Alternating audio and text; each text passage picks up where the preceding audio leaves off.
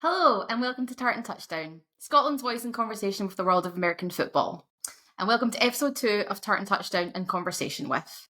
In Conversation with is our way of sharing the stories of people from all over the world and the sport of American football, which we all love and enjoy. I'm Sarah. I'm delighted to be hosting today's episode. As for episode 2, we have not just one, but two members of the 9-time women's flag national champions, the Coventry Cougars, and the Team GB's flag football team. First up, we have the defensive captain, Ellie Thorpe. Ellie, how are you this evening? I'm good, thanks. Yeah, how are you doing? Yeah, not too bad, thank you. It's cold as always isn't up here, so I'm hopeful it's not as cold as it is up here for you guys. But absolutely delighted to have you on with us. So thanks so much for coming on. And of course, we have superstar wide receiver Grace Conway. Grace, how are you this evening? Yeah, good, thank you. Got a bit of a cold, so apologies for the way I sound, but all good. I mean, that's okay. I'm sure we can do something in the edit. We can just turn it up, so it'll be fine. Don't worry about it. But yeah, thank you so much for coming on. I know, obviously, Dan as well, kind of obviously previously trying to get you on for a while, so it's so wonderful to speak to you both. And speaking of Dan, joining me as part of the trio is Dan Connor. What's happening, Dan? What's up? What's Not going too on? bad. I know Grace is saying we need to worry about her voice with a cold, but most people need to deal with early Glaswegian accents. That's probably a bit more difficult than having to deal with something with a cold. So just bear with us if you can, ladies. Yeah, no. If there's one point you're just like, what are they talking about? It's fine. Just let us know and we'll sort it. But yeah, no. Perfect. Well, now, no, go ahead. I was going to say that's great to have the girls on. I'm looking forward to a really good discussion. Yeah, need to have some really great points to kind of go through. So I say now we have the pleasantries out the way, let's just start getting to know everybody a bit better. So at Tartan Touchdown, our chats with guests are all about their full journey. So we would like to take you kind of back to the beginning, find out kind of your roots of your sporting interests and kind of move all the way up till now. So with that in mind, Ellie, why don't you start us off with kind of your earliest sporting memories, like growing up, what kind of sports were you interested in, and pretty much take us from there. Yeah, sure. So, I've always kind of been quite sporty when I was a kid, played sports at school and things. And my dad was very sporty. So he played water polo when he was a young'un, and then carried on coaching and being very involved with our swimming club. So swimming was sort of my main thing back then, along with water polo, which I don't know if you've seen a lot of water polo, but it's very intense. It's a lot of stamina, a lot of like treading water, also quite violent. See, I don't think I've ever spoken to anybody who played water polo before, so this is I guess a new kind of point, like open conversation for me. So like essentially because water polo is a team sport, right? You're fully kind of obviously focused on a team. Okay, so yeah, that is. And have you, I guess, kind of like what does that even like entail? Like what's the training like? Do you just like learn how to swim and then just start going, yeah, cool, let's just start messing about? Yeah, it's an interesting one because you've got to start with the swimming, right? You've got to be a strong swimmer, and then you develop all the other skills like the swimming with the ball and ball skills, throwing when you can't touch the ground, jumping when you can't touch the ground. Is a very strange experience. So yeah, it was a bit wild, and I guess I did it for that period of time because my dad was really into it and my whole family were really into it. My brother, my sister played. And then I kind of also started dancing. So dancing was the other thing I loved doing. I eventually did that kind of every day after school, every school holiday. And my dad's role changed from like coaching water polo to then driving me like 3 or 4 hours to go dance and back. So yeah, I kind of moved a bit away from that as I got a bit older and went into the dancing stuff, which I guess is quite far away from where we are now, but taught me a lot about things like discipline and commitment and, that dedication to something that I was really passionate about. So that's really where my sporting days started. Yeah, I get. So I also grew up as a dancer, so I'm totally with you in terms of kind of obviously. I think a lot of people don't realize that it is a total like dedication of time.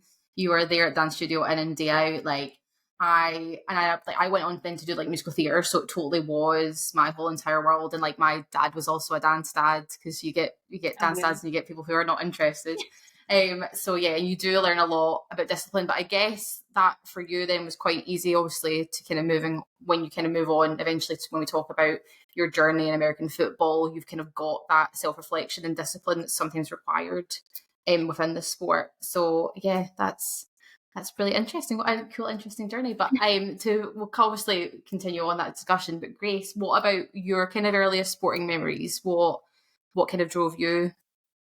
So very similar to Ellie, my dad was he's always liked watching sport. He plays badminton himself, and then also my sister is 4 years older than me.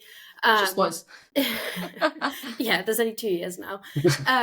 Yeah, she's 4 years older than me, and obviously it's classic. But I just wanted to do everything she was doing, so she played netball from a young age as well. So that's what got me involved in netball, and then she moved on to dance, and I stayed in netball. And then my dad we always used to watch football and play in the garden, so I started playing football, soccer as well.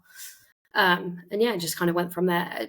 Throughout school, there's probably not a sport I didn't try and play at some point.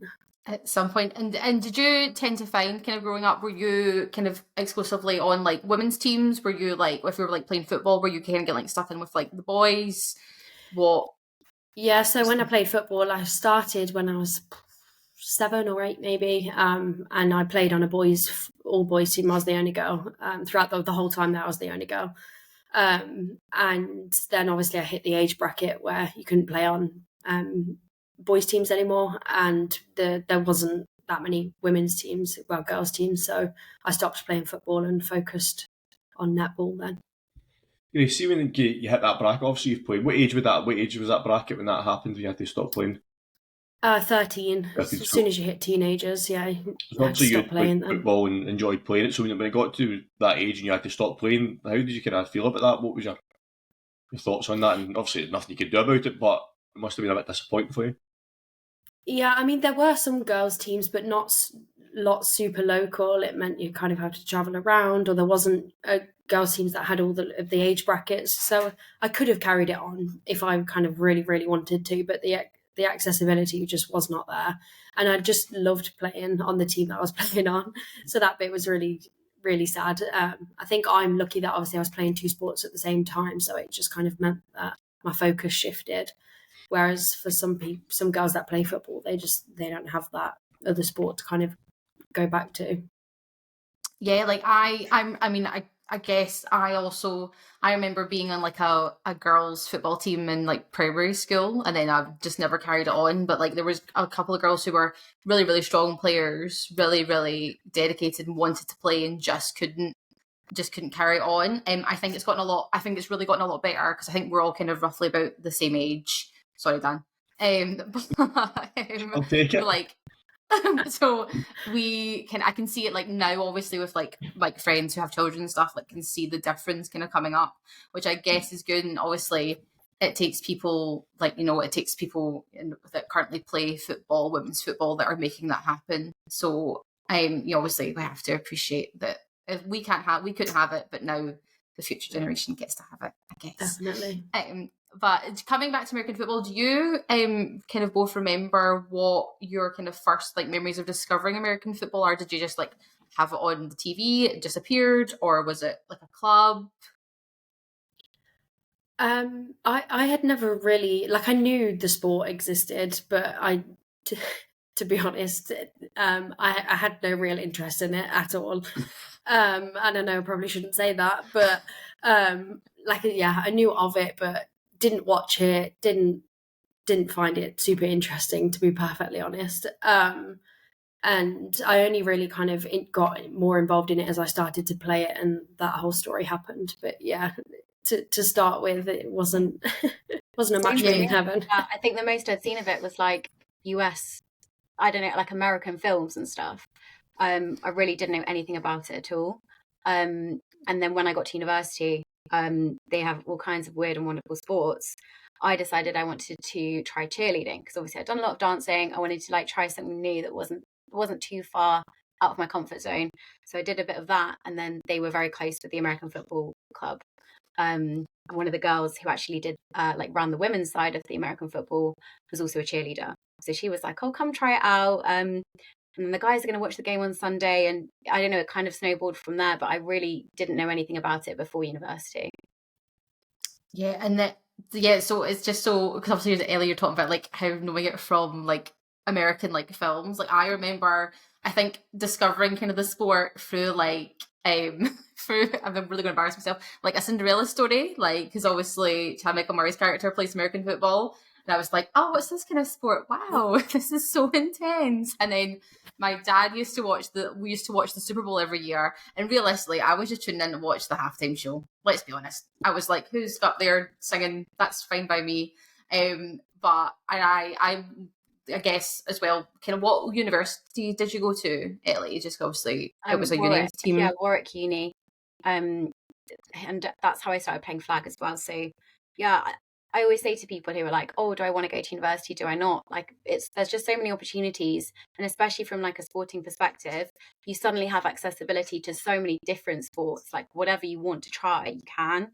And I'm just like, I can't imagine now not having American football in my life. And I'm like, oh God, it just would have taken me choosing a different path. And then this whole kind of area of my life wouldn't have happened. So it's always so funny how like one tiny little decision that you would never ever think about can have a massive kind of impact. And then Grace, did you have something similar like university, or did you just kind of fall in a different way? I started playing it a lot earlier. I was 14. Basically, the two of the players who actually play in our club and subsequently are now two of my closest friends, they came in with an organisation and did part of a coaching kind of programme through my school. And like I said earlier, there's not many sports I didn't play, so they came in and did an assembly and asked for people to go, and I was like, well, that's another sport, we'll go and see what it's like. So I went and played and all of that, and again, I didn't love it. I played netball and I played football, which are very kind of, from the get-go, quite fast-moving, quick-paced sports. There's lots of people throwing, lots of people catching, and I was like, I just don't understand it. Why does everything have to start with one person? And once I've got the ball, I can't throw it again. I don't like it. And that was 10 years ago, and here I am now, so... And here, I know. Well, I guess like because netball and American football, I guess, are slightly multi-directional depending on what position you're playing in. So I can totally see, I guess, how that kind of follows suit. Also, I suppose me and Dan do have a confession. We did have a look through the Instagrams earlier. So when Ellie was like, "Oh, I was a cheerleader," I was like, "Oh yeah, I got that far. I got that far down the list." But we have to make a point. Grace, there's not that many old embarrassing pictures. Oh, so no. I mean, we're going to need to show some at some point. Yeah, they're all on Facebook. We don't put them on Instagram. Okay, we didn't do the Facebook stuff. We just did the Instagram because that was public, and I was like, that's acceptable. Real in-depth research we do at Tartan Touchdown here.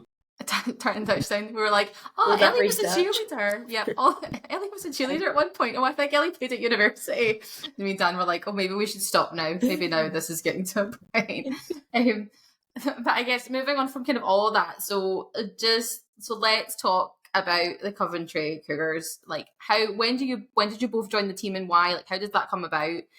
Grace, if you want to go first, I believe you were there obviously before Ellie had joined.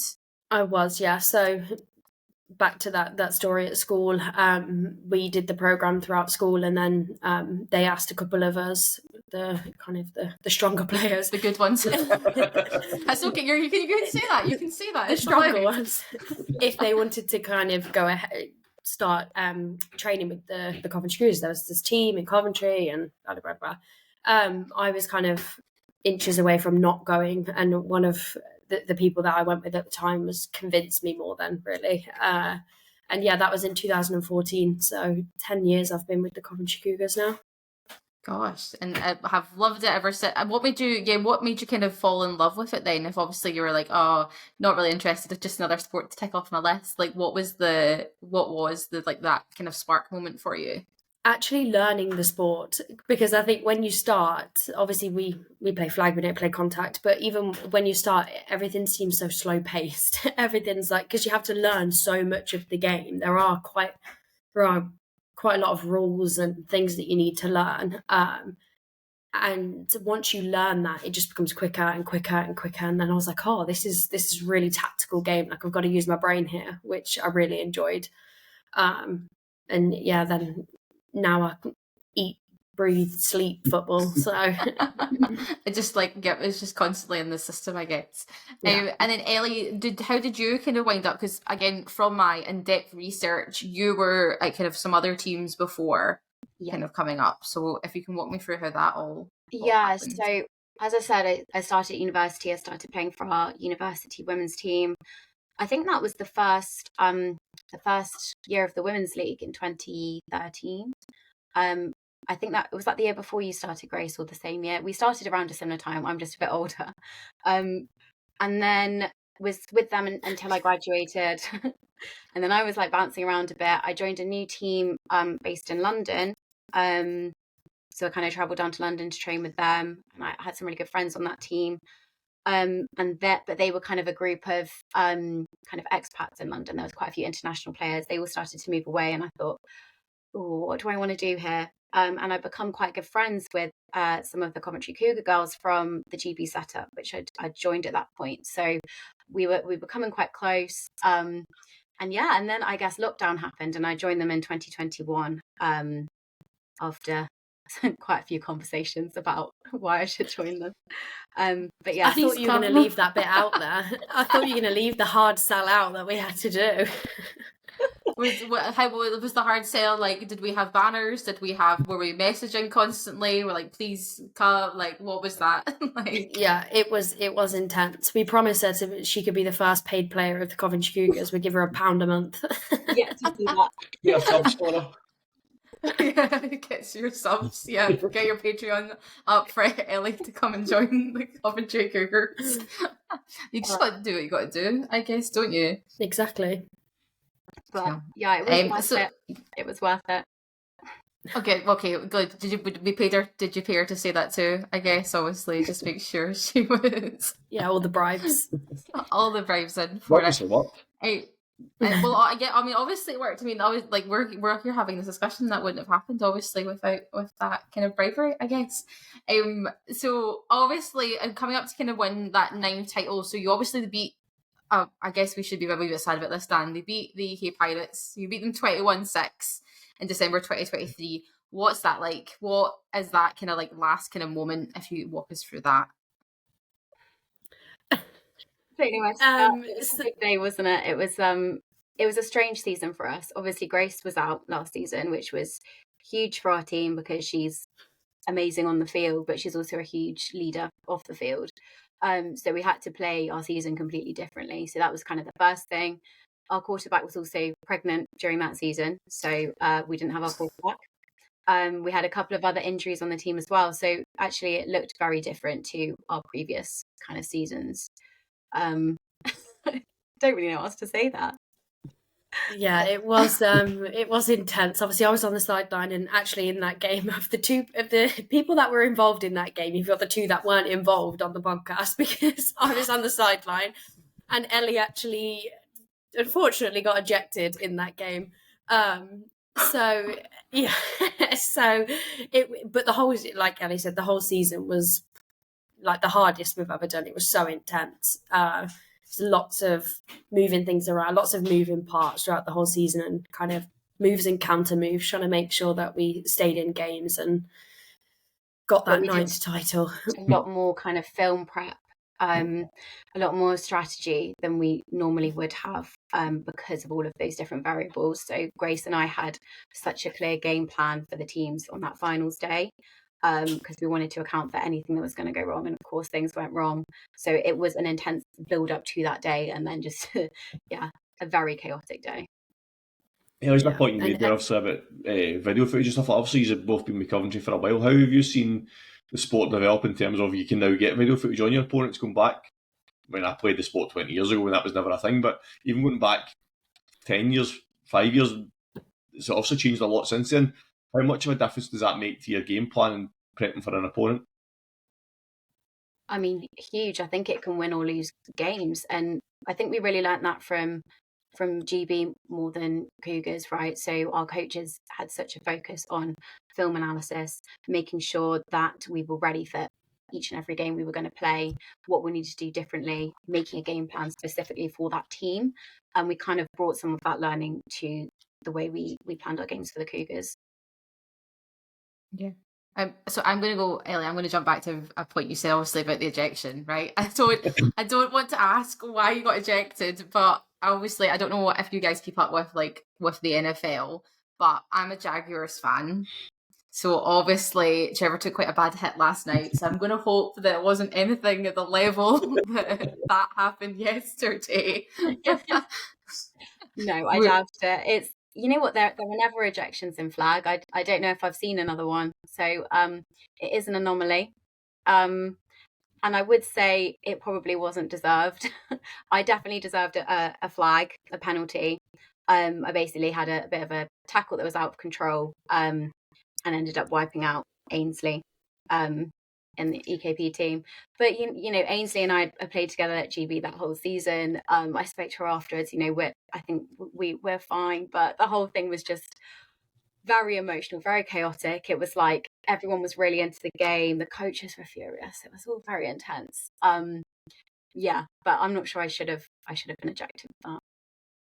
It was very intense, and she definitely shouldn't have been ejected. I didn't think you were going to say that, so I was going to say it for you.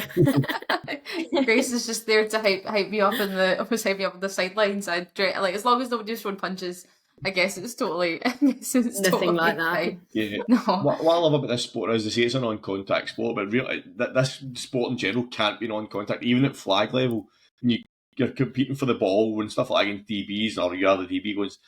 There is always going to be contact in this sport, even though it's not basically non-tackle. They should rename it non-tackle rather than non-contact, because having played the sport, it is quite a physical game, even though it is meant to be non-contact. And obviously took it a wee bit too far early, but we'll take your word that you didn't deserve it.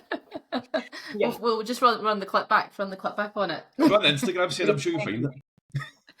Yeah, I'll just do my dip dive. It's fine. We'll just insert it now, and it'll be everybody else can see it. No, I'm just kidding. I won't actually do that. I don't have editing skills for that. But obviously, as well, here, from my understanding as well, like the Winter League kind of format has changed a little bit. Obviously, kind of what's the kind of thoughts on that at the moment? So previously, you used to have the season would start in September, end in December, and you would have kind of a minimum of 2 game days a month, and the finals would be in the December. Now they started in September. We had a bye, so we started in October, and then they're once a month until the finals are in March. So it's changed slightly. I yet to decide whether I prefer it or not. I mean, it's nice to extend the season a bit, right? I think that's always nice. I really struggle with playing in the cold. I really struggle with it, and I have to do so much more preparation for like injury prevention and things. So I'm not gonna like that January game day, especially after everyone being off for Christmas. I'm already like, the injuries are going to be, we'll see. But I'm assuming assuming they've also separated it from the men's league, but moving it to a winter league feels as if unfair, is what I'll say. There's other times of the year they could probably have done this, but obviously you mentioned there earlier about the cold weather and stuff like that. But for you as players, how does it feel that they moved it to the winter? What was your thoughts behind when they moved it last season? Well, it's always. Oh, sorry, Grace. No, you go. I was going to say it's always been kind of after the mixed league, I guess, so that people can participate in both.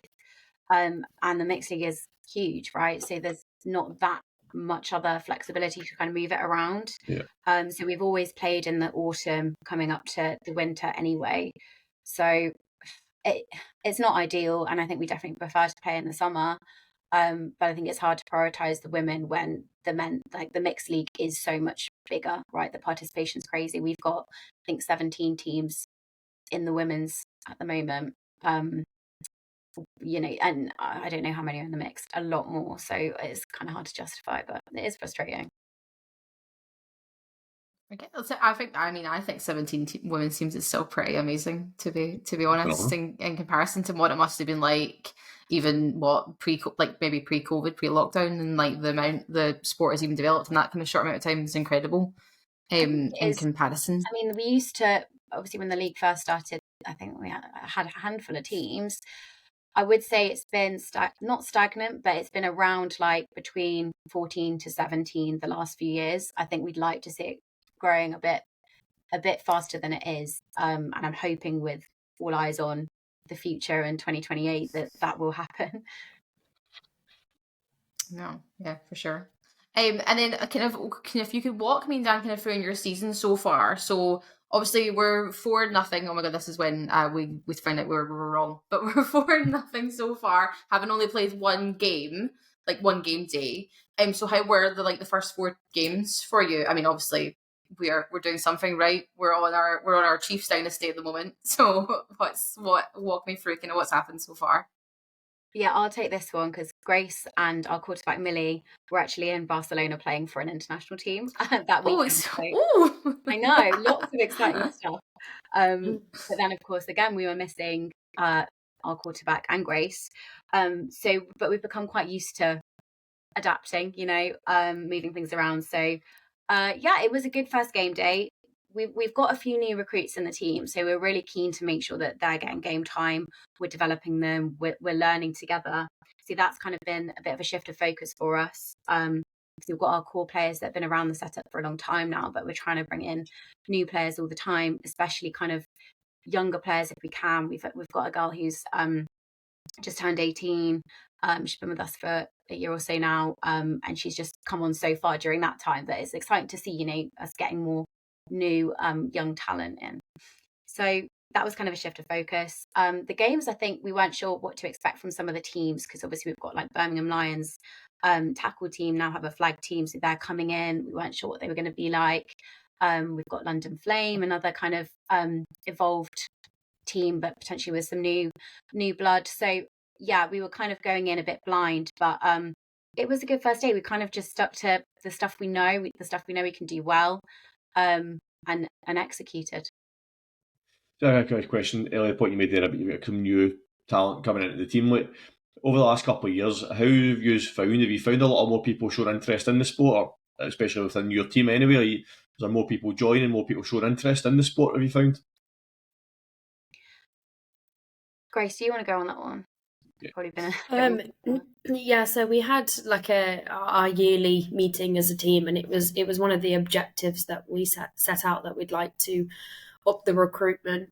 We, like Ellie said, we've had kind of the core group for basically since we started. So we're all aging and we're trying to get the new lot in, the faster legs. So yeah, it was one of our objectives, and we've got quite a handful of new players now. I still, from even 10 years ago, I'd be lying if I said I've seen a huge change in people taking the sport up, which, like Ellie said, hopefully in the coming years that does increase massively. But we know how we need to do it. It's trying to have all the time and to do that, because ideally we need to go back into schools, need to do all of that. Yeah. But at the end of the day, this is not our day job. This isn't paying the bills. Yeah. But it would be nice if we could get some more players coming to us kind of from different sports, or kind of things getting the American football and flag football's name out there a bit more. Things like podcasts, and we see things on like the NFL halftime show. You've got things like the NFL flag and the adverts and things like that. All stuff like that would hopefully increase the numbers as well. Like 100%, yeah. I guess it is just totally, it is giving the kind of amplification that it needs and putting it on a higher level. Because there's probably those people there who may probably be interested in it, but just don't even know where to start, how to even look at joining a club. Like I think I'm personally too old to start, but I would have loved to have done it at some point.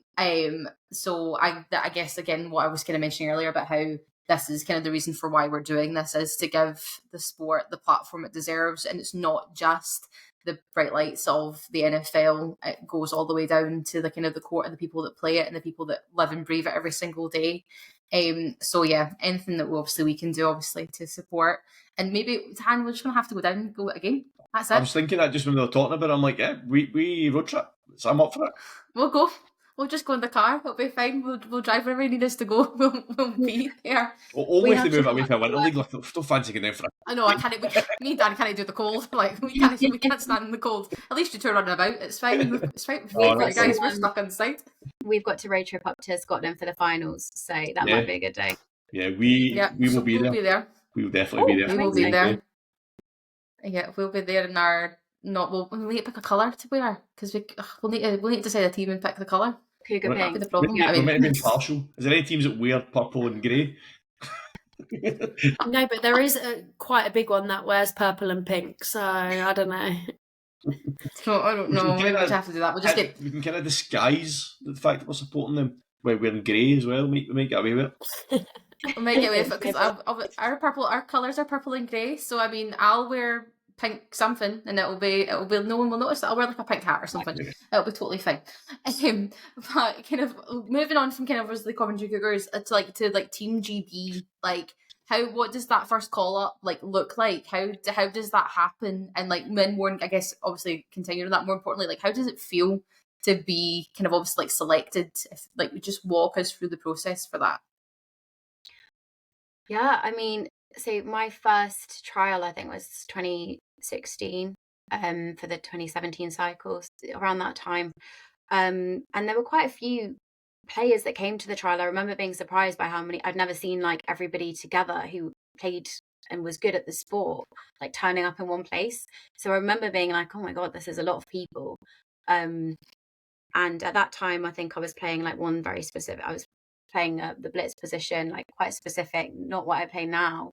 And there were loads of us there doing it. And I remember thinking, God, I've not really got a chance here because these people all must be really good. But I did make the team. It was quite intense. We all got kind of called into a room one by one to speak with the coaches. And yeah, I remember being really overwhelmed at the time that it had been a yes and that I was going to be playing for my country. But I think it didn't properly hit until I then was at a tournament with them in the kit, and facing other nations. And then you're oh God, this feels really surreal. Not so much anymore, but that first time, it's God, this is big. Yeah. It's just when you're just sitting there a little bit, how get kind of pulled in one by one, and you sit there. It feels I don't know if you've two have watched obviously the Dallas Cowboys cheerleaders documentary, when they get pulled into that and they find out if they're being cut. Oh, I think that would slowly just all of my anxiety would just in a ball burst into a ball. But Grace, what was your kind of story? Was it kind of similar to Ellie's? You just get asked to come to a tryout and kind of go from there, I guess? Yeah, so similar. So at the Cougars, obviously you can imagine that quite a lot of the team were a part of the GB setup.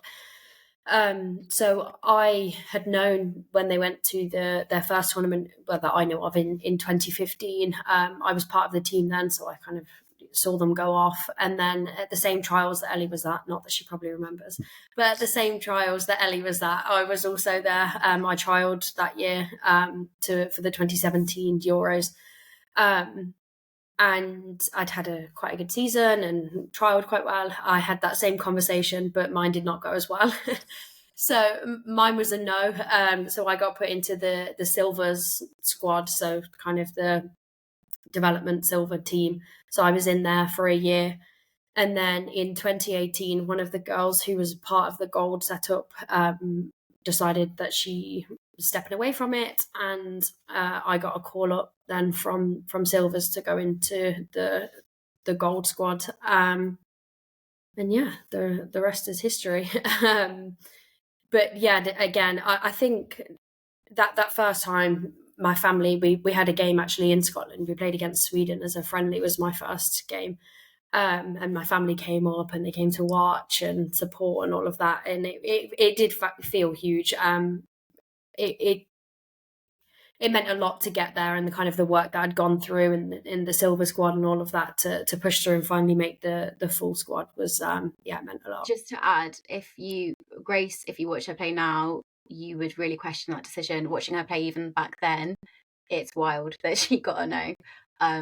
But it speaks a lot to your resilience and the work you put in after that to make sure the next one was a yes. Yeah, that wasn't going to happen again. It's no, I'm getting in regardless of how I get there. I'm pushing it up. And then your 2023 kind of obviously your European champions in Ireland, and you beat Spain 26-19. Do you remember kind of those key moments, Ellie, of like doing that, and kind of how you felt after that would kind of all finally like come to be? Yeah, I remember some moments really well. We had a big build up to that game, like a huge gap from when we played the previous game up until then. And we'd done our normal warm up and everything. And then they put us in like this like holding pitch while they were getting like everything ready. And it was all like this big ceremony and everything. Um, and that was so nerve-wracking because you're like, I'm about to play the biggest platform we've ever played. What do I do with this time? Like, we'd had our team talk, like we were all mentally ready, and then you're there just like waiting. So that was excruciatingly painful. The nerves were there. Everybody was like, can we just play already? And personally, one of my responsibilities in that game was man marking Spain's best receiver. So I was there like, oh my God, I'm just so in my head right now. And even like the first couple of drives on the field, I was like really not myself because I'd had this huge build-up of pressure. So it took me a while to settle. And then I think it was about the third or fourth drive, I was like, okay, I can do this. I had to have a work for myself. And I settled into it. So I remember those build-up moments. And then I remember most of our offensive scores thinking, God, we can do this. We're executing here. Everybody played really well. Defensively, we got a couple of stops. Again, I was like, if I can just keep doing my job, I think we'll be okay. But the game was really close. It came right down to the wire. And the last play, I don't know if you've seen it, was kind of like Hail Mary to the end zone. Spain were there. A couple of us defensive players got the shorter players got pulled off and taller players put on. So I was there on the sideline like, oh my God, this is so stressful. The ball's up in the air, you're watching it all happen and everyone's coming together.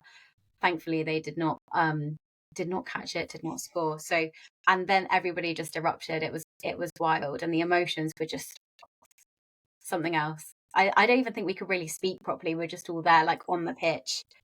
Yeah. Something you mentioned there about the pressure and the build up to that game. Obviously, flag football is seen as a public park sport. It's just the way it is. The perception of it is you play it in a public park. You're then going to a level, play the European Championship, which is effectively it's an elite level sport. Flag football really is. It just doesn't get the recognition as that. From a mental health perspective, what did Team GB do to support you guys in kind of making that step up from playing at the weekend down your local park to suddenly playing in the final of a European Championship? Did they give a lot of support and help you through that sort of situation? It's been much more of a focus for the programme in the last year or so. So we've talked a lot more about working as a team and like building trust in each other, but also handling mental resilience. So we started looking more into that. I would say we've still got a long way to go in getting that level of support because really each team needs a sports psychologist that's there to support the team, at every camp and things like that. We don't quite have that at the moment, but we're hoping that with some of the investment that we're hoping to get in the programme in the coming years, like that will be a really important part because it's so important. And yeah, personally, from my perspective, but also seeing some of the other players in the team, there's such that your level of performance is so impacted by your mental outlook and your mental resilience. So it's a huge part of sport, and I think it's been so overlooked, particularly in our sport because we haven't had the funding. Again, hopefully we can help kind of obviously in the journey to getting that better recognition that it so rightly deserves. And I guess kind of obviously talking about mental health kind of does sort of nicely, I don't want to say nicely because it's maybe not the nicest topic to talk about, but does lead us into kind of obviously yourself, Grace. So obviously in May 2023, you suffer obviously your kind of obviously major injury during a game. Can you kind of take us through like the lead up to that injury, like what kind of happened in the moments after when that happened? Yeah, so it had been quite a compressed schedule really in the weeks before that game day. So we'd had GB camp, we'd had our own training, we'd gone to King Bowl as part of kind of the GB setup where we played there, and I'd kind of twinged my hamstring while we were out there. And then we came back and we had a mixed league BAFA game day, and I deep down knew really that I probably shouldn't have played, and it's taught me a painful and expensive lesson. But I did a move that I've done 1,000 times in the sport, and that's it. My knee just gave way. I dropped to the floor. I didn't know what had happened.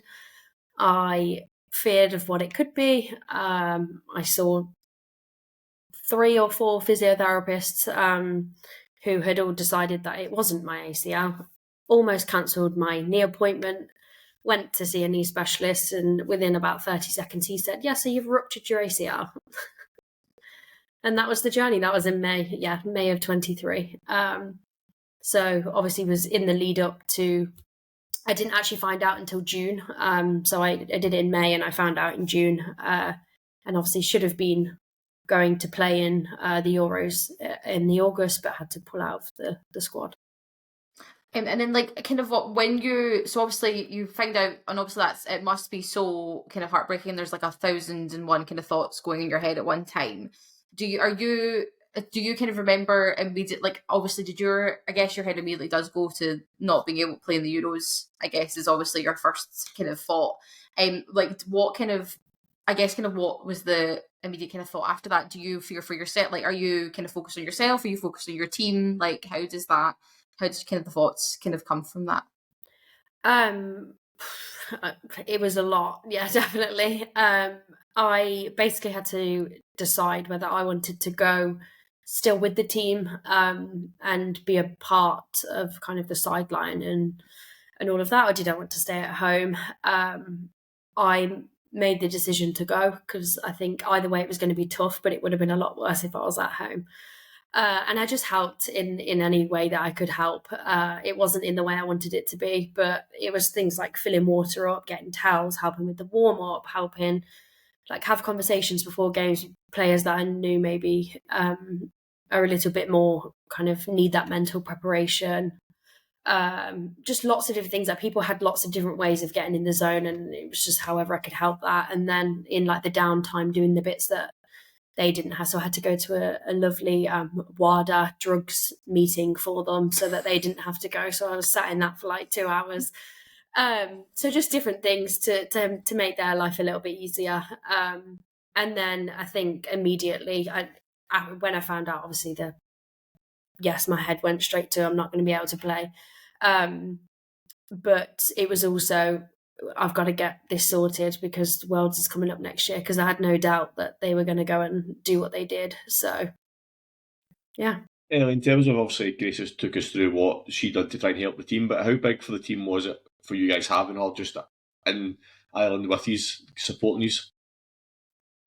Yeah, I mean, it's not an easy decision to make because being on the sideline is really, really difficult. Watching your team knowing that you should be on that is really hard. And Grace obviously did it at Euro, she did it the whole of last season. But also the cost of going out to one of those competitions is between £800 and £1,400. So it's not cheap. And to go out there, pay that money and not play is also a burden, right? So first of all, not everybody would make that choice to go out and support the team. But second of all, Grace brings not only all of the stuff she talks about on the sideline, refilling water, but a huge amount of football knowledge. I think she knows more than, I'd say 99.9% of other people I know about football, and imparts that knowledge regularly. So having her there was also really valuable from a strategic perspective, and continues to be. Not having her there last season at the Cougars meant that other people had to step up and play out of position or whatever. I played a lot more offense than I ever had before, but she taught me more in that year than I'd ever learned about offense before. So yeah, it was hugely important she was there. She was a huge part of the team. And again, I cannot say enough about her resilience. And I think it pushed us all to work a lot harder, because seeing the work that she was putting into the gym while she was injured was like, oh God, well, I should be at the gym. I'm not injured. So it was hugely motivating for everyone else as well. Yeah, because I've kind of caught, because obviously, Grace, you have that kind of like compilation video on your TikTok where you can like see the injury happening, and then it kind of follows kind of a bit more of your like rehabilitation progress and how you were kind of obviously strengthening it back up. So did you? I guess you obviously went to a physio, I would assume, after your kind of surgery, and they went through, and then did you kind of just pull stuff yourself? Like, how did you come up with your kind of like training plan to be able to come back? Oh, God, it was a minefield. Basically,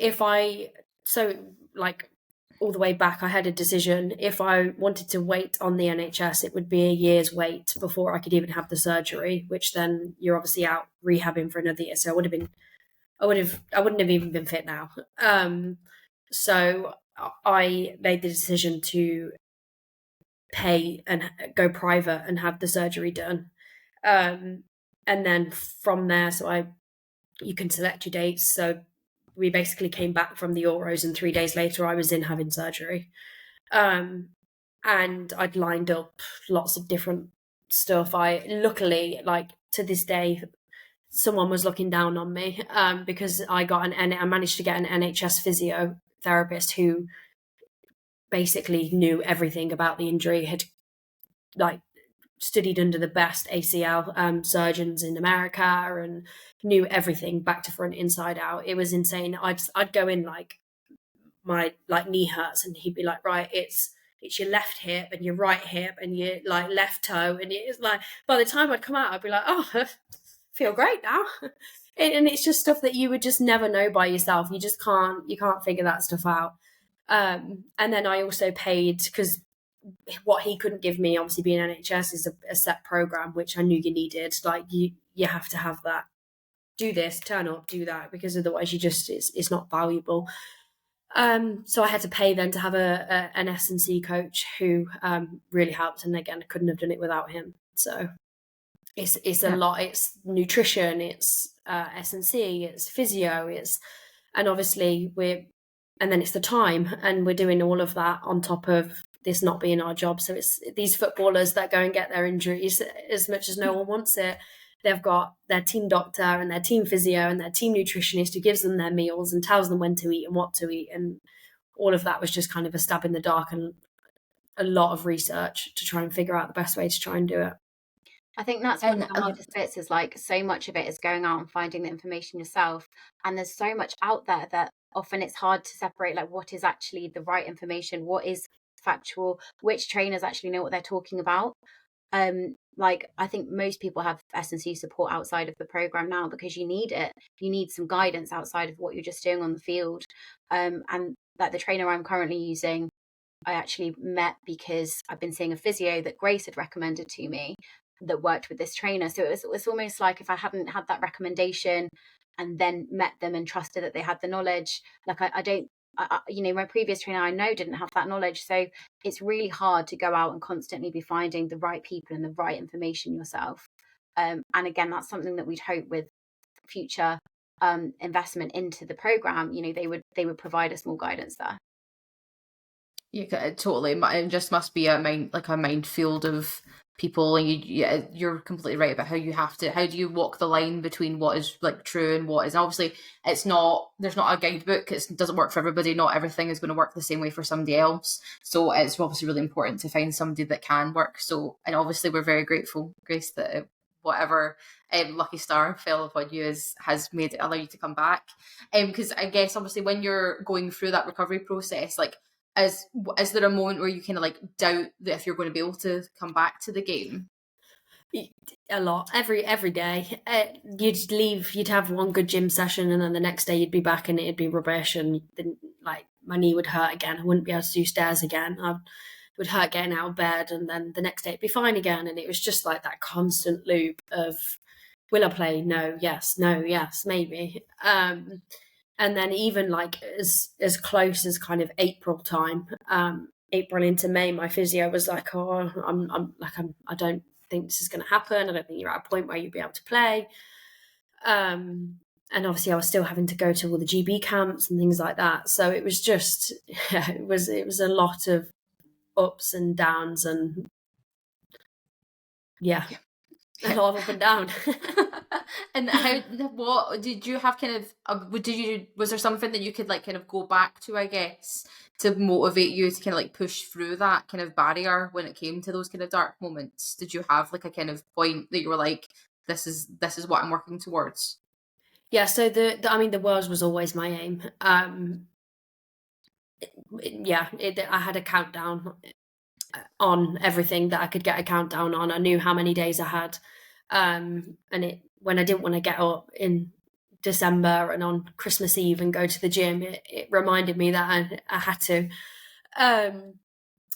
And my best friend, when I got injured, she bought me a book and kind of made me journal everything in it. So when I would think this is never going to happen, I can't believe this, I would go back and be like, God, like 2 weeks ago, I couldn't even walk.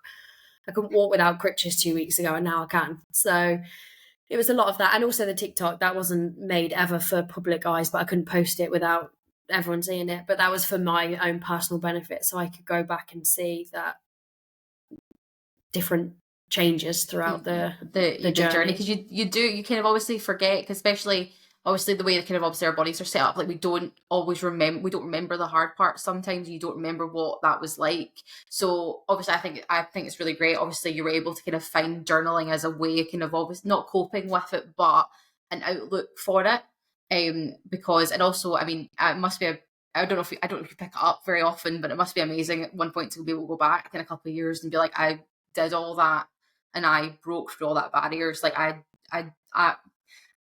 for me, I've never had like a major injury, touch wood, obviously, but for somebody who's never like experienced it themselves, to know somebody else has done that is just like an incredible like achievement. It shows so much resilience, and obviously, I'm sure your teammates say, but you obviously should be very like proud of yourself and your journey on that, because I don't know how I would do it. So I mean, hats off. And what does it how does it feel to kind of step back on that field for the first time, like in training with your team? How do you remember what that kind of moment was like? So the first time I actually managed to get back in time to get signed off to play in our August camp. So thankfully I managed to get a few reps in before I went into what was kind of the biggest tournament ever. So I'd done a bit of that, and Ellie will attest to this as well, but I'm not very good at not being very good at something. So what was frustrating is that I'd come back and I'd be like, well, that doesn't look right. That's wrong. I've ran that wrong. This is wrong. So that bit was difficult. But I mean, stepping on the field out. So our first game was against Czechia. I played, I think I first went on the field and just towards the end of the first half. And it felt very surreal, but also I couldn't think about it too much because you got a job to do. So you get on the field and you catch the football. Ellie, for you as one of the team captains, and having that moment where Ellie stepped back onto the field, like how did that feel for you guys as a team?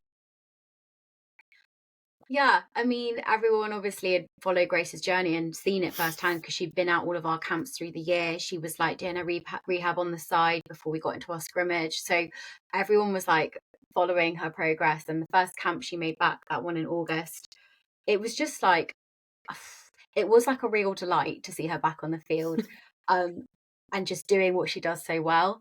I remember you saying, Grace, like, it's hard because I have to make myself think about everything. Like, is my knee facing this way? Is it moving to the side? Am I moving all my body in one direction so that I'm not putting any additional pressure on my knee? And I think that you said that was a real shift for you because you can't just focus on playing the game. You have to be thinking about how you're moving.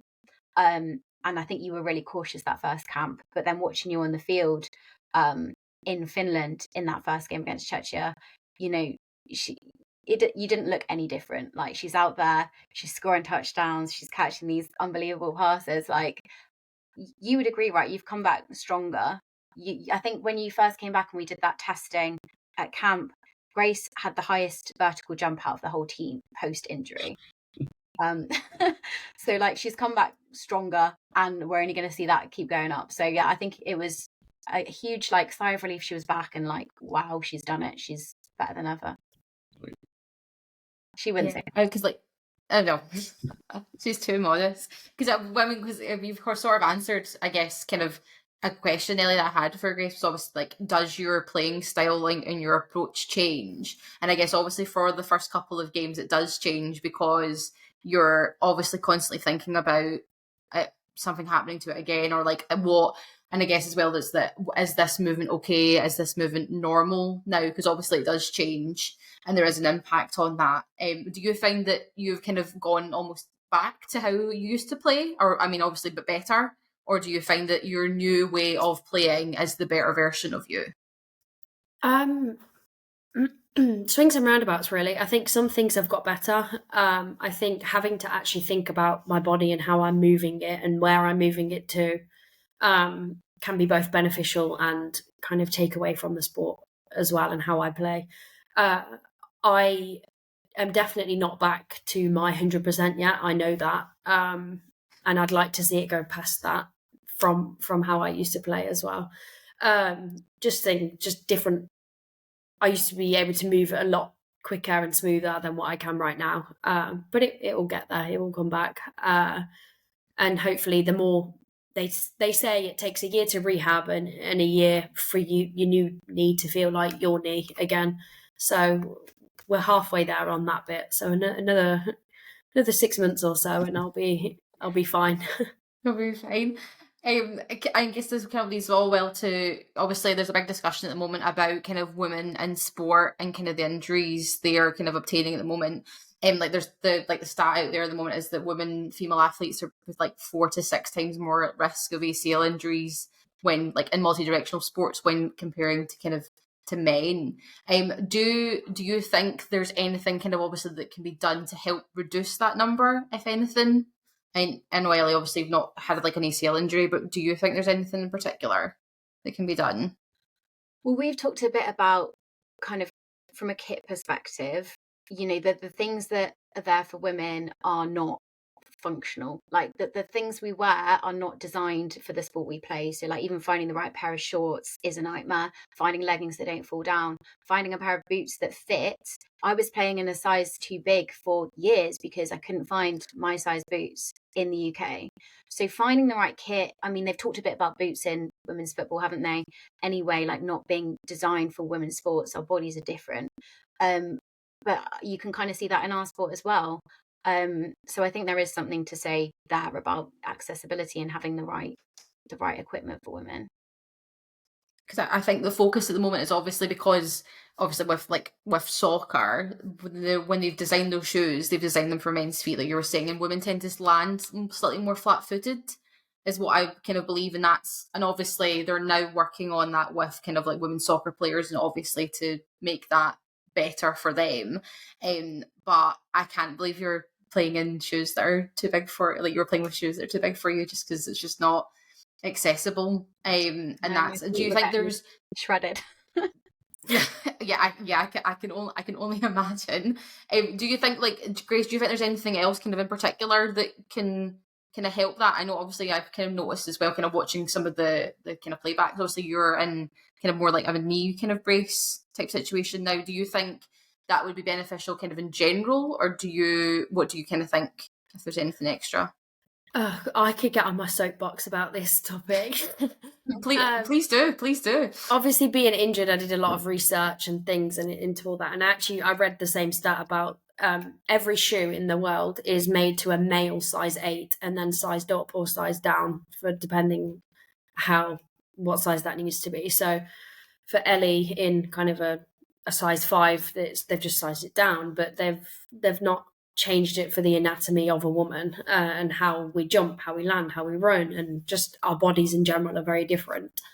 And then it's the same with all kind of sports research as well. It's all, not all, that's a lie, I won't say that, but the majority is obviously done around male sports, around male athletes, and obviously even if you take the menstrual cycle out of it and all the hormones, just our bodies are very different and how our muscles work and all of that's very different. And then when you add the menstrual cycle in and the hormones and all of that, you've got a huge mess of no research and not knowing what to do and when to eat and how to hydrate and what to wear and how we should be affecting our training and things like that. I think it's getting better, but I think it has gone a long way to go before it gets much better where it should be. And Yeah, because obviously when you were mentioning about obviously like the menstrual cycle having an impact, it's I can't remember what part it is, but you're more likely to do something to your knee because you produce less collagen in your knee at a specific point. And that's nuts because, you know, male players would just maybe can just walk on it kind of any point in the month and not even have to second guess it. And I guess, have you been able to kind of share that knowledge with kind of obviously your teammates and pass on a kind of bit more information about it? Yeah, I try to pass it all on. It's the thing is with playing, obviously you mentioned that flag football's seen as like a kind of backyard park thing, but obviously we play an elite sport at a non-professional level. So for even just things like our supplements, they have to be batch tested. We can't take anything that you see, like a protein that you see in Boots or Holland and Barrett. We can't take that. We have to take everything that's supplement checked. So throughout the injury and all the research, I obviously found as well about the whole collagen thing. So then I had to start taking collagen. But like that was, for example, that was £40 for 20 sachets. So it's not even a month and it's costing you £40. So when you start adding all of those things up, like batch tested whey protein is like more than double the price of what a normal protein is. But we have to take it because we play for GB, but there's no extra, there's nothing else there. It's just because we play an elite sport. So it's like spinning plates. But yes, long way of answering it. I do try and pass all the knowledge on. It's just an expensive knowledge to pass on to everyone else. Ellie hates me because I'm like, Ellie, you should buy this. Ellie, you should do that. And she's like, oh, leave me alone. Honestly, Grace knows everybody. Grace knows what everybody's doing.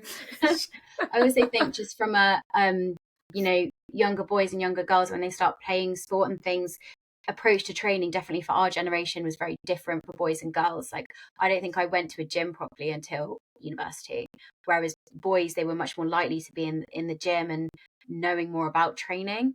I think that will change and is changing over time, but for our generation, I think that has an impact on how you play now, right? Like the way that you've molded your body over that time is going to be different. I think that approach to training probably has had an impact too. Definitely. I'm not going to pretend that I've got any say in this matter at all, so I'm just going to stay out of this exact topic. But a question I've got on it is, have you found, obviously you play for Coventry at a women's team, but at a GB level, do you feel that these sort of things are starting to be considered in terms of the support you are getting, in terms of, you mentioned different things about supplements and different aspects of the way you need to train and stuff like that, being a female athlete? Do you feel that at that kind of international level, that's starting to be considered for you? It's something we're starting to talk about more. Again, we don't have the level of support we'd like to see and we would expect to see moving into the Olympic cycle. But things like our menstrual cycles and the impact that's having on how we're playing, we're all aware of it. We'd like to get a full-time nutritionist who's giving us a bit more personal guidance on that stuff. But again, it's something that we need investment for. But it's definitely on the programme's radar as a area of focus. Yeah, so they are something I consider. What you said, it just comes down to finances at the end of the day. But sounds like I have an opinion on it from a guy's point of view. Like, that's not an issue in the men's game. We don't worry about that in the men's game. So why you having to worry about it in the women's game? It sounds ridiculous that, well, they can fund it for the men's game, so why can't they fund it for the women's game? It's just because it maybe take a bit more. There's a bit more involved in it. That shouldn't be a barrier to it. So yeah, I'll join your soapbox. Yeah. There's a lot of nuance involved as well, because it's not as if everybody's cycle affects them the same, right? Yeah. Everybody's so different. And a lot of that is also the mental load, and the way you feel when you're playing at that time of the month can be really different from one person to the next. So it's hard, again, to just be like, oh, we can get some support for that, when everybody actually needs a lot more individual guidance. And it's something that you would need to do a lot of research on yourself, because at the moment we haven't had that level of expertise necessarily in the team. So everybody's kind of trying to pull apart what works for them and what's going to support them best. Yeah, hopefully with it, like you say, with the Olympic cycle and the funding that's coming with that, it's something to start taking a wee bit more serious than have in the past. Totally, 100%. Well, we'll move on from this discussion because we all could get on a soapbox, and I'm sure we'll all now be going up to anywhere we can with our banners and with our signs. We'll go to talking about 2024 Worlds. And how do you prefer, like, kind of prepare mentally and physically for the intensity of that? So obviously, Grace, I know obviously just coming back from injury for that purpose, but Ellie, how did you prepare for it? So yeah, it wasn't the easiest, and it wasn't linear, because I came into sort of my captain role because one of the other girls in the team, Kelly, couldn't go because she'd had an operation. So she was our defensive captain. I had to step into that role. So it's quite a difficult time. Obviously, we were losing her as a player from the team for that tournament as well. So I had to kind of step up and take on this leadership role, which I hadn't really before. So a lot of that, I think that did help a lot in terms of my mental preparation, because I was trying to make sure everybody else was okay. I was running kind of film sessions for the defensive players. We were talking through things. I was having calls with them. So I think that actually helped to distract myself a little bit, so I wasn't so in my own head about my performance. I was focused on making sure the unit worked together. So actually that was helpful, but that brought its own challenges, because again, everybody's different. On the team, we've got like people with corporate jobs, we've got business owners, we've got paramedics, huge responsibilities in their personal lives, and it's really hard to separate that from what you bring to the football field or to the football camp. So half of the battle, I think, in preparing for these tournaments is trying to make sure people are set up mentally for the pressure that a competition like that brings, because we'd never played in something like that before. It was the biggest flag football IFAF competition there had been. We were going to face nations outside of Europe, which we hadn't played at a national team level before, so a huge platform. And yeah, I think it was a really interesting lead up for me personally. Yeah, I guess, because there's no way you can't tell yourself ahead of time of like how it's all going to go, and how you can obviously watch what other teams are doing, but there is no way until you're actually there, kind of obviously doing it. And I guess obviously for you, Ellie, is it, like you were saying, it is trying to not only just focus on yourself, but also focus on, and like that, the defensive side of it, and trying to make sure your teammates are also okay, and they're also being able to kind of obviously perform at their best ability. So I can only imagine the difficulty kind of obviously that is for you. Kind of, Grace, what did you kind of find the most like challenging moment for you during the tournament, apart from obviously your knee being the main focus, but what kind of outside of that was the most challenging moment for you? Oh, that's a hard question. Like throughout the whole tournament in general, or in the games, or like whatever you'd like to talk about. Let's talk about in the games. What did you kind of find was your challenge? Oh, God. I mean, the worst moment, the most challenging moment, will always come back to the Japan game, the quarterfinals.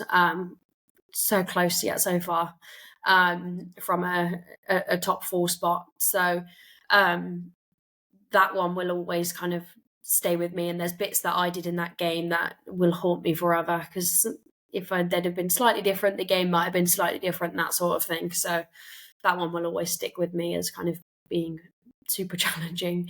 And then going from that, then we had to go and play another game, which was then also as a team quite difficult. To pick ourselves up from that was no small feat, because you can't obviously let it keep dwindling, because then it just has a constant impact on the next time you go out and play. What was the turnaround kind of time for that? Like how long a gap did you have between the two?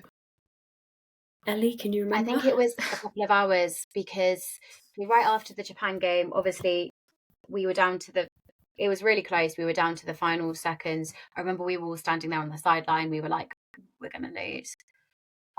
And then I got called for drug testing right after the game.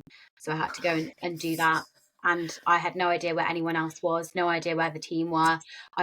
It's really hard to pee after you're dehydrated playing a game. So I was there for a really long time. And then when I did eventually come back and try and find people, everybody was really separate. Everybody was in quite a bad state. So I think that pick me up was bad. I think it was about 2 hours until we had to play again. And we had to sit down and say, hey, come on, we've got another job to do now. We need to kind of draw a line, move on, and take it into the next game. But that was probably my hardest moment as well. See, in terms of the teams that do, obviously you mentioned there, you go to play teams that you've never even seen before, never mind played against before. I'll come to you first, Ellie. Was there a team that, even watching or playing against them, took you by surprise and you were like, wow, this team is actually really good and I wasn't expecting that? Good question. From the teams we played, like we obviously had a good idea of how the European teams played. We played them a lot. We've got a lot of experience with them. It was the other international teams outside of Europe that we knew were going to be harder. So the likes of Panama in our group, we knew was going to be the toughest group game. We prepared for it. It was still tough. There was 1 point in it. We played Japan. I mean, we watched a lot of film on Japan. Probably should have watched more, but we watched a lot. And I think we thought it would be easier than it was. They were really challenging. So, but I think we knew that Canada was also going to be difficult. I think we were like probably not used to getting so many points scored against us. So most games we were scoring about 40 points, but we were also giving up about 40 points. And we, as a defense, we probably weren't used to that. I think that was challenging. And something we'll be looking to address moving forward. But yeah. Yeah, as you mentioned Japan there, like from the flag worlds, and even I watched them playing in the tackle under 20s. The Japanese have got some crazy play schemes, like stuff you'd watch game film all day and you could still never prepare for a team like that. And it's Japan is obviously a massive sporting country. Obviously, they love their baseball, so they do love their American sports. But just seeing the growth of this game in countries like Japan, Panama, and things like that, it's phenomenal to see the growth. And like you say, Japan obviously beat us in a tight game. It's like, 5 years ago, would you have imagined Japan when they finished, Japan ended up finishing third? Would you have imagined 5 years ago Japan would be the third best team in the world? It's just crazy to see. And Grace, for yourself, was there any teams that caught you by surprise and what you played against, or kind of just? I know you probably didn't get much time to actually watch many games, but somebody that kind of took you a bit surprised you or shocked you? There was probably more surprises on the men's side, I would say, for the teams that made it through there, and like Switzerland, for example, and teams that got through on the men's side, they were probably more, like I say, a surprise than the women's. The women's side, we knew the strong teams going in, and they proved the strong teams coming out. So yeah, there wasn't load. I think it was more surprising actually seeing all these people play in real life, like not through a TV screen or on Instagram or on YouTube, like actually seeing these people that we've watched so much game footage on, and these amazing athletes actually being out there and performing. It's like, wow, they are very good. Or that person is so much taller than they look on footage. We had that in the Panama game. They were all so tall and we were tiny, and we were like, how are we going to do this? No, yeah, I can imagine all of a sudden just like, oh my gosh, can't believe how actually tall what these people look like in real life. You met Gav for the first time, Sarah? Honestly, so Gav is 6'7", right? And I'm only 5'4.5". So I literally walked into Dan Kitchen. There's Gav, and I was like, oh my god! I was like, oh my gosh! I was like, right, can't get any pictures together. It needs to go Gav, Dan, Sarah. It has to go in that order. Otherwise, I'm just gonna totally disappear. Poor person with the camera's going to have to tilt this way. It's not going to be a good time for anybody. But obviously, kind of when you were saying there, Ellie, about obviously doing the research on Japan and then maybe not doing enough, and then obviously your kind of new approach, obviously kind of moving to like the World Games for 2025. Is that part of obviously what you're looking to do now to prepare for like the games next year? And is there anything else you kind of learned from the 2024 kind of run, what you're looking to do kind of moving forward? Yeah, I'd like to see us take what we've observed on the film and implement it more at camp. So, our offense are running the Japan defense or whatever, and vice versa, the Japan offense and vice versa, so that we can actually prepare a bit better against fast paced Japan plays. I think we perhaps didn't do enough of that, but we're going to carry on analysing film, analysing our own performance, I don't think there was anything wrong with like that fundamental approach. I think we didn't execute, I think, in the way that we wanted to. They were all really close games. If you look at the Japan game, there was a few points in it. Our Canada game, there was 1 point in it. We're not far away. It's just like it comes down to, okay, who's actually going to execute on the day? And I think we need to like minimize our risk of messing those moments up, basically. And I also messed up during that Japan game. It's like, it's not one person. It's like those tiny little things build up, and that's what causes that 4 point difference or whatever it was. It's frustrating, but it's those tiny moments that matter. Yeah, and I thought, like, obviously following up from that, Grace, what is kind of the one area of your game that you're kind of really determined to improve, kind of moving kind of forward for next year? That's a good question as well.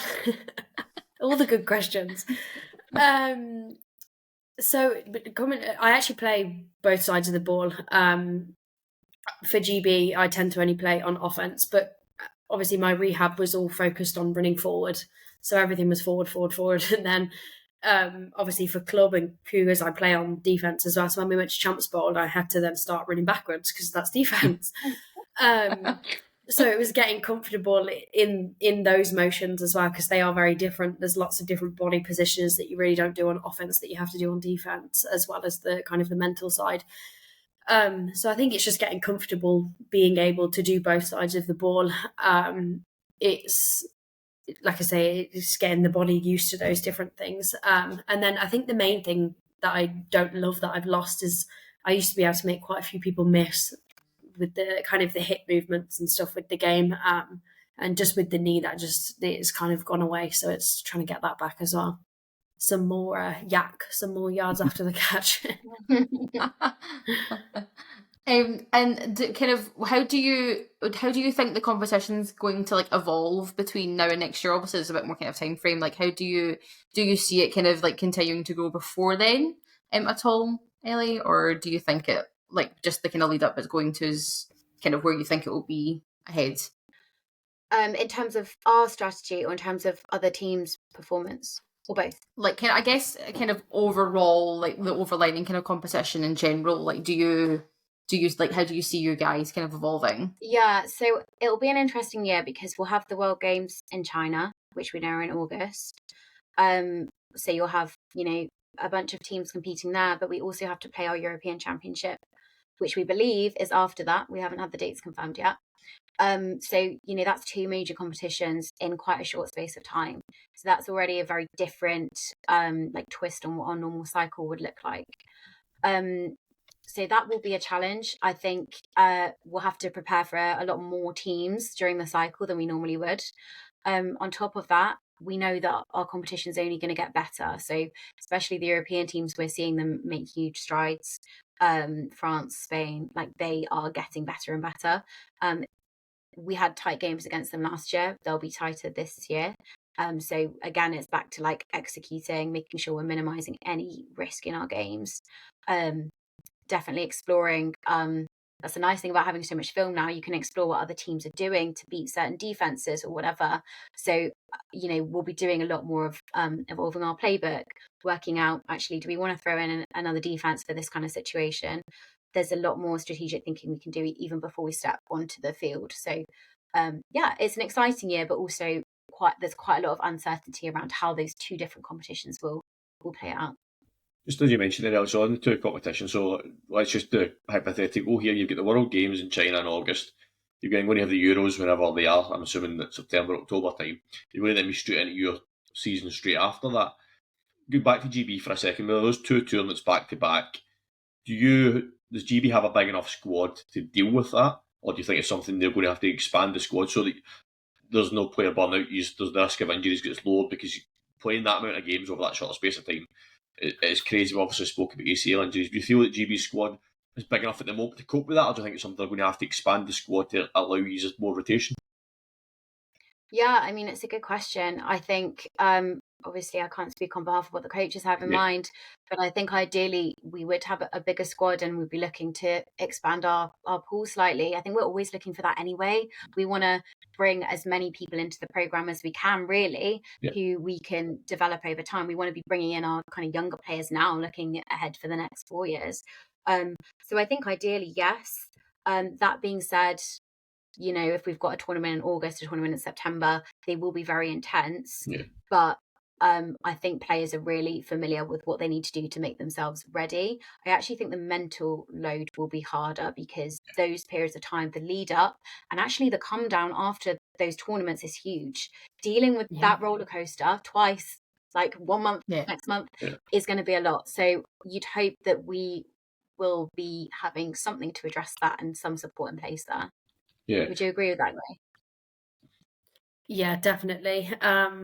Even just like the mental preparation, like you mentioned, of all those different teams that we're going to face, we have to know the film for all of those teams as well. We have to know their tendencies.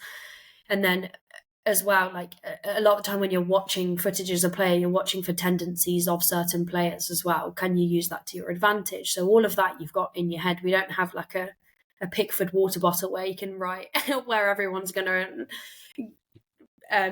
score their penalties or whatever. So we have to keep all that stored up in our head. So the mental toll is huge. And then also you take a group of people who kind of then get merged together for a week. They spend a whole week together. And then we always call it the post-tourney blues because everyone's just like, oh my God, we have to go back to normal life. What is this?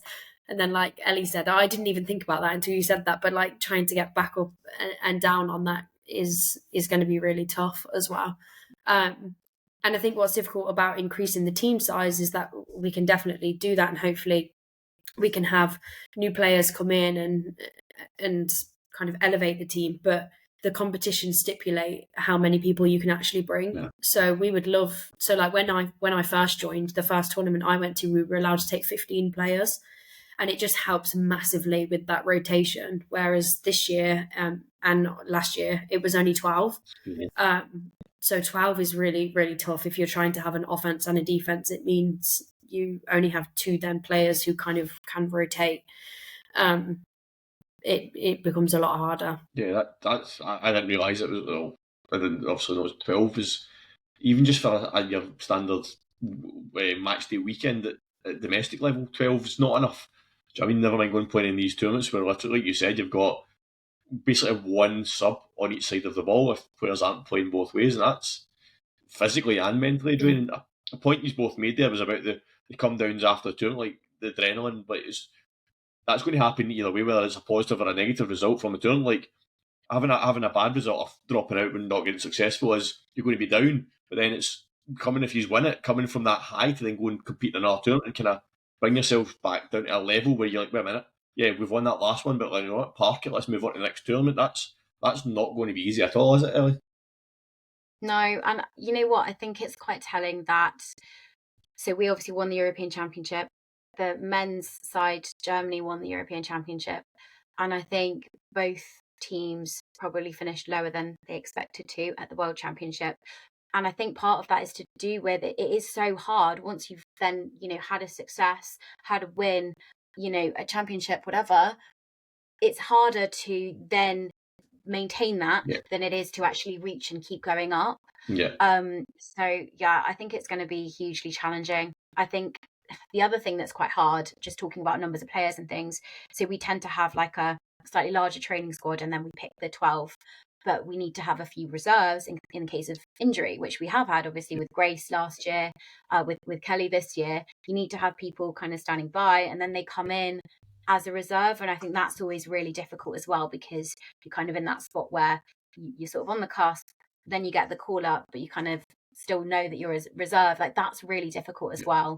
So there's a lot of moving dynamics and things that make this year in particular exciting but challenging. So we're going to start a campaign to get 20-person squads for you. We'll start that as of now.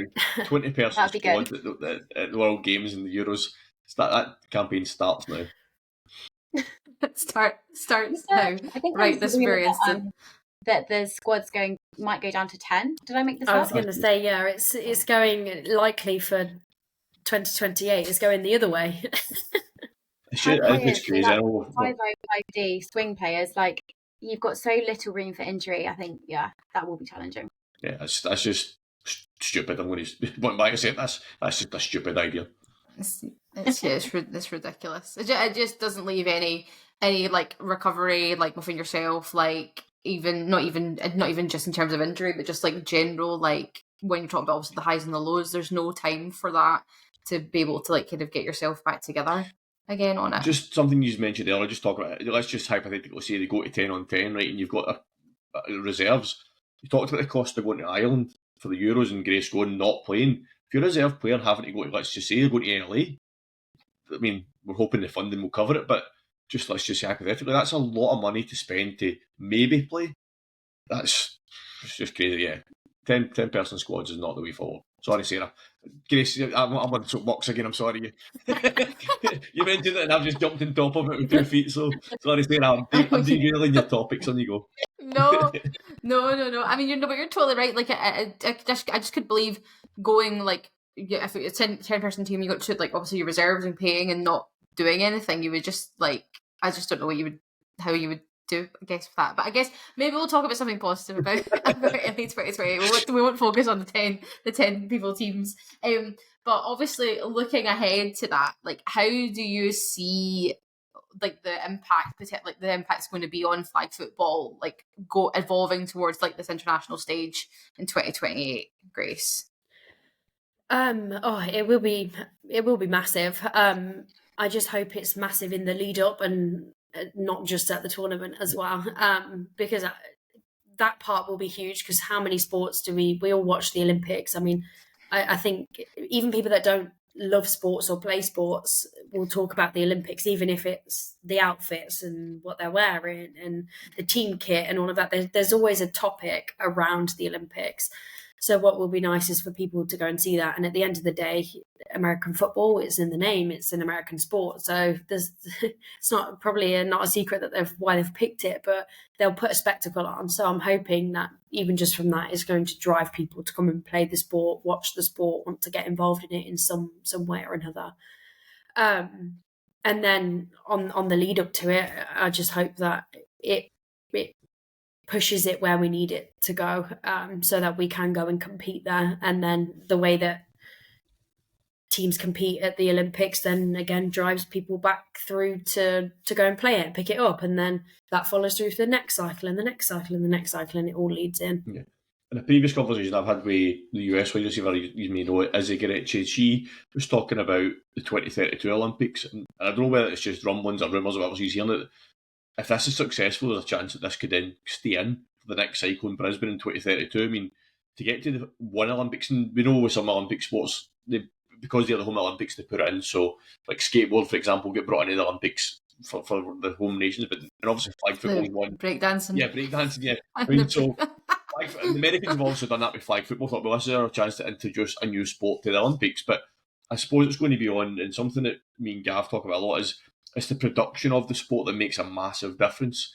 If you can put on a show, and I'm not talking about on the field, because you do what you do on the field, but if you can put on a show off the field, it then generates more interest, and that's what people want to see. The sport itself, we know it's an interesting sport, but if you've not got that production behind it, like the Worlds production at the Worlds was unbelievable. If you're watching that back home, it was treated like an elite sport, and the way they produced the film and stuff like that, getting that on an Olympic stage, hopefully, like you say, will bring more people towards the game, and hopefully it makes an impression enough that, you know what, actually, let's just keep this in. This is an elite sport, it deserves to be at the Olympics, so let's hope in 2032 we're talking about flag football in Brisbane. I suppose that would ultimately be the goal, wouldn't it?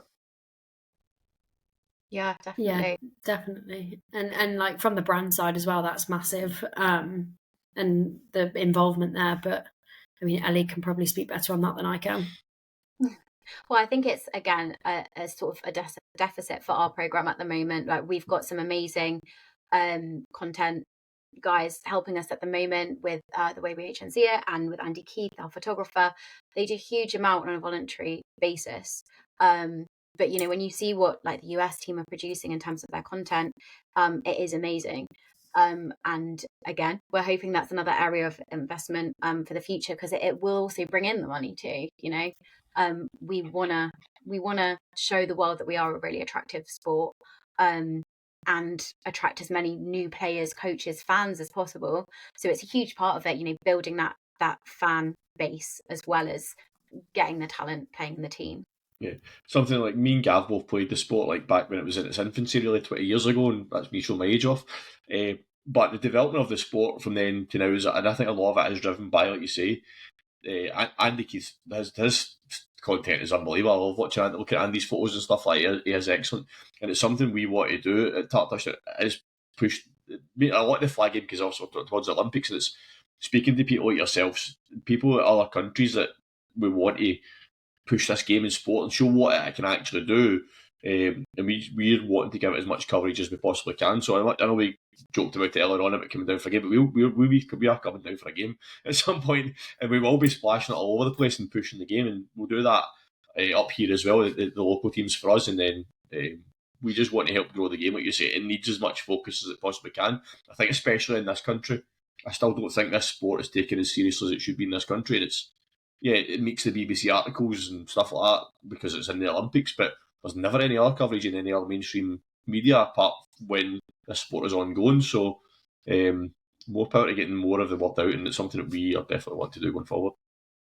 Yeah, and I think, we've got some new leadership in BAFA, our federation, and that seems, to be very positive from the interactions we've had so far. Good. So I think, there's definitely going to be a strategic focus on growing the sport, growing the game with eyes on 2028, but also beyond that. So creating a more sustainable program and development grassroots aspect as well. Because even like I like, obviously it's a kind of, it's a personal sport rather than like a team sport, but even the development that like rock climbing had when that kind of had its obviously Olympic debut in 2020 to then watching it in 2024 to then the coverage it now gets, that's something I would love to see, like what like happened to flag football, because I people that I know had no interest in rock climbing were all of a sudden all over it, trying it out, doing it, and that's what the Olympics has done to rock climbing is what I want to see the Olympics also do to flag football. And I think it totally can. It's just, as Dan was saying, it needs to have the right production, it needs to have the right setup, it needs to have the right people talking about it at the right time. So I guess that's, again, it all comes through people like yourselves talking about it a bit like more and getting out there, and us having a platform to actually talk about it. So yeah. So, like you say, the right people talking about it. If anybody from the IOC is watching or listening, we will come and commentate on the Olympics flag football. We'll just put our picture in right now. Listen, they have to have somebody commentated that's from the country if they've got representation in it. I'm there. I'll buy my ticket. It's okay. Like I'll pay my accommodation. I've got pals somewhere out there, I'm sure. BBC, I'll stay like 5 states over. BBC, ITV, Sky. Anybody needs anybody to cover the flag football. We're the people for you. Sorry. Discovery had the Olympics this year. Listen, I'm my inbox is open. That's all I'll say. But this all really segues nicely kind of onto kind of the development of flag football kind of in the UK. Like what do you think, Grace, is kind of the key to making it more popular in the UK? I think it's... How long's a piece of string? Yeah, I think it is. There's lots of bits off that really that are required. I think the main thing I'm not the first person that said it, but I'm a true believer in, like, if you don't see it, you can't be it kind of thing. And it just has to get out there. However that happens, whatever money or sponsorship or whatever it is that helps that to happen, people have to be viewing it to want to go and do it or know about it, because the amount of people that I talk to in daily life and you get onto the topic and it's like, oh, well, what's that?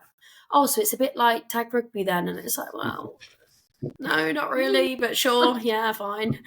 And just like enough people like really don't know about it. And I always remember, Ellie, you were telling the story of your boss after the halftime show last year for the Super Bowl, and he said like, oh, isn't you tell the story, but things like that, it's just people don't know about it, and how do we make that happen? XYZ, ABCDE, all of it. There's a whole list. Yeah, I think it has to start with awareness. But we've been working with NFL Flag in schools to try and support them a bit, so they see that grown women do play the sport at a high level. We can talk to them about it. That it's actually really nice because they love talking about all the sports they do at school, and seeing them like starting to work together, play as a team, and not just learn like the skills of flag football, but actually learn how they come together through the wins, the losses, support each other. That's a huge part of it too. And flag football's great for that, right? Because the way everybody has to work together, the different roles people play, is really conducive to learning all of those really important teamwork skills. So I think the more the NFL are supporting these programs in schools and publicising that will go a long way in making sure it's getting into more schools. We're picking up people earlier and earlier, because it wasn't around at all when I was at school. I mean, loads of sports weren't, but I think Grace's story is not the norm. Like, it's quite unusual for people to just come into your school and start talking about it. So yeah, the support from the NFL and NFL flag, I hope that continues and kind of grows over the next few years. And kind of what would you say to kind of like any young person that's like out there right now in the UK that is considering like taking up the sport? Like, is there anything that comes to mind straight away? I guess I would reiterate that even if you think that there's always something that you can offer this sport, and that's true of tackle as well, right? But I think it's also true of flag, because it requires so much strategic thinking. You can be athletically brilliant, but you can still make a lot of mistakes because you perhaps aren't thinking in the right way you need to. So even if you're not the fastest person on the field, there's so much you can bring by just being clever and having football knowledge and playing in a certain way. So there's a role that you can play in this team, even if you don't see yourself as the most elite sports person in the world. I think that's a huge benefit. And Grace, is there anything you would kind of add on to that, or would you just like stand on your soapbox and, and shout about it? Yeah, again, probably. But it's just try it, and I think stick at it is the main thing. Take it up, but stay at it. I mean, like I say, 10 years ago I could have said no, and here I am now, and the sky's the limit with the sport. If you can get into it now and you're at the right age, I mean, God knows where you could end up. I mean, they're offering scholarships for it in America now. You can go and have a flag football scholarship. Yeah, I wish I was a few years younger, a lot years younger, so I could go and do that. But yeah, it's just like the opportunities are endless. So if you're going to get into it, now's the right time, and it doesn't have to be at the most elite level. You can get involved at the grassroots level as well. Like there's a pathway. There's so many tournaments you can go and play in. Like there's places I've visited in the world that I would never have gone without flag football. And the friends I've made are friends for life. So I think that's really nice about the Women's League as well, because there aren't a ton of teams. Everybody knows each other. We're kind of quite a close community. We end up interacting with each other.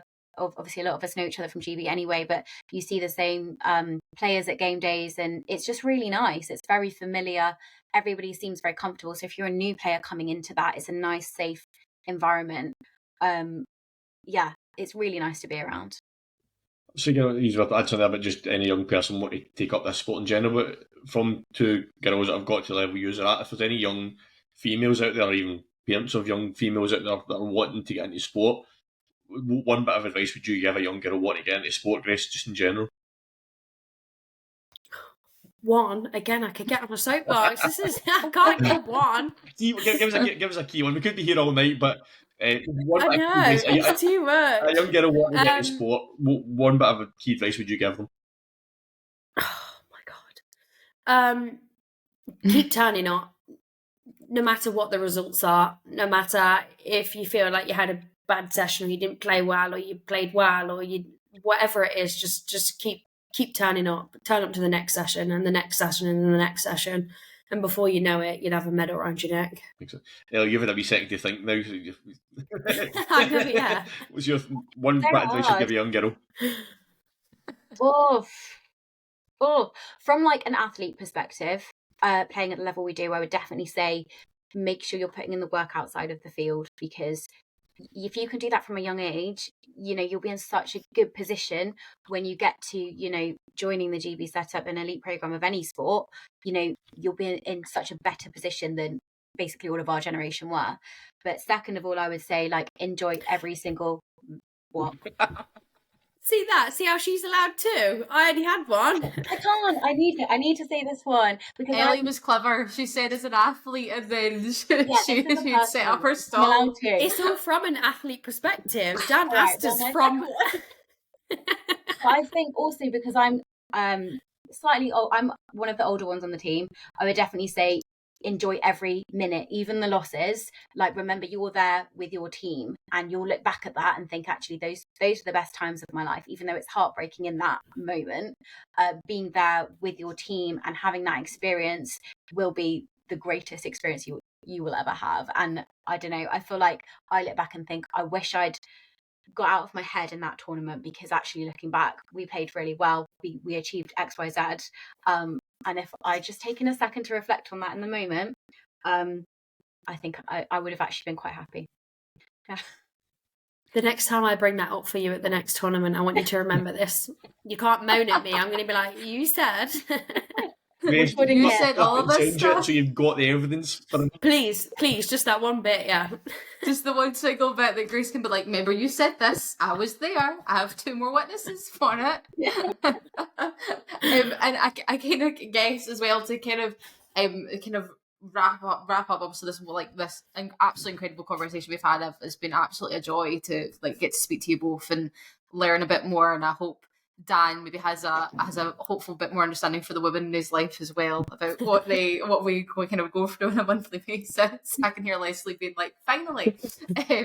But what do you think there's any specific skills that young female players should kind of focus on first? So let's say there's somebody right at the beginning of their kind of journey in flag football. Is there anything that you think you could say to them to hone in on a specific skill set? We'll go to Ellie first.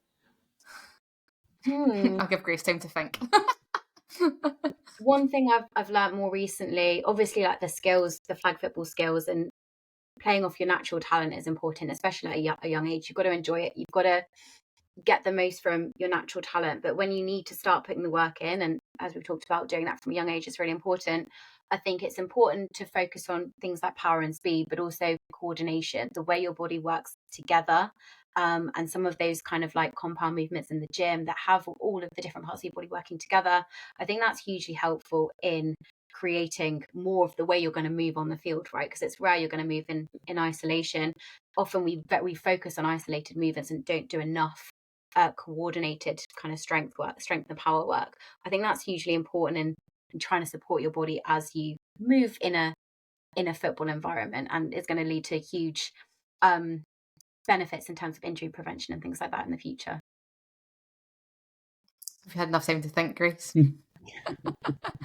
I did, and then as she was talking, I was like, oh, that's quite a good point. I this isn't one skill, so it's my turn to cheat this time round. You can cheat, we'll allow it.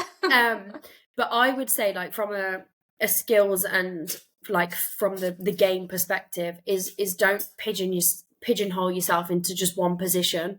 I appreciate that you probably are going to prefer one side. We have players that definitely prefer one side of the ball, but every now and then we're like, off you go and try that one.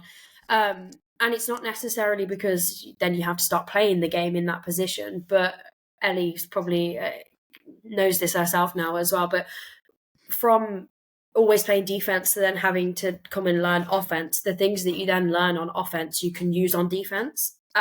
So even if you're never going to play a game in offense or as a wide receiver, knowing how a wide receiver moves then means that how do I stop this? How can I prevent this? If I was to run it like this, that means I can stop it like that. And it opens the world of the game up massively. I don't know if you girls follow college football at all, but the exact point you made there, Grace, is Travis Hunter's a classic example of it. The guy's probably the best wide receiver and the best cornerback in college football, and he probably is because he knows both positions, so he can adapt himself each way. So yeah, it's an excellent point. I love that point. Definitely. Well, unfortunately, that is all the time, because we could just sit here and talk, I think, for the rest of time. at the moment. But I would just like to thank you both so much for coming on and sharing all those wonderful insights. I hope it was maybe a bit therapeutic for yourselves to get some out there when we all start journaling. I think that would be quite nice. But I can honestly say me and Dan will be there. I will drag Gavin down as well, even if he wants to come or not. He's got no other choice. But we'll be there, I guess, in our purple and pink. I think we'll have to commit to wearing the purple and pink. If you'll have us there on our soapbox, 100%, we will be there. I think so. Amazing. We'll hold you to that. We'll follow up in a few months' time. Yeah. We'll clip that part. We'll send you that clip, and then you can give us 3 weeks, and then you can just share that back with us. But no, we'll 100% be there. Thank you so much for coming on again. We really appreciate it. Please make sure to keep up with the girls. We'll obviously pop your social media channels as well. Obviously in the Coventry Cougars Facebook page, and also the Team GB stuff, so everybody can see how incredible you are, because that's at the end of the day how we found you, essentially. But yep, that's all we have time for Tartan Touchdown. We will see you in our next one. Please make sure to follow us on Instagram, Facebook, and TikTok, so you can continue to see all our lovely faces and all these lovely clips that we've just spoken about, because we'll put them all on up. But yep, we will see you next time.